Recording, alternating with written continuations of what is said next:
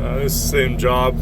This was a wash. Well, it is still a wash, but it was really steep going off this corner. I widened all this and obviously filled in quite a bit. There's some pictures I'll post later as well. Same kind of conversation. I'm trying to get the water to draw here. I dished it so it's not so deep. I know that some of this is going to wash out over time, and that's okay. But now it's passable and drivable, and now it's not like a little 8-foot wide trail that comes through here. It's actually wide enough that they can come in, turn, and go up their road to the main road with a trailer or something else. A lot of times when I do stuff, a lot of people not sure why I do what I do. They're fascinated. Like for example, this is all loose. I've only back dragged this. So what I'm going to do is start going through it and actually driving over it to basically get compaction. So that's one of the beauties of a skid steer with the tracks. You might get a little dizzy here, but see how I've got the tracks now, they're doing the compaction.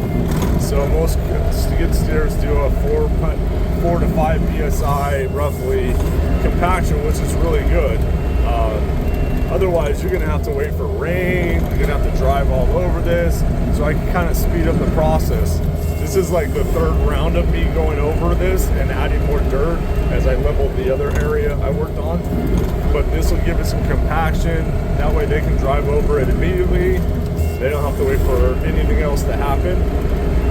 Plus, this gives me an idea of what's high and low.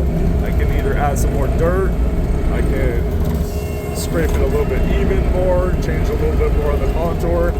But basically going back and forth, people sometimes are like, he's probably just milking me out for more money.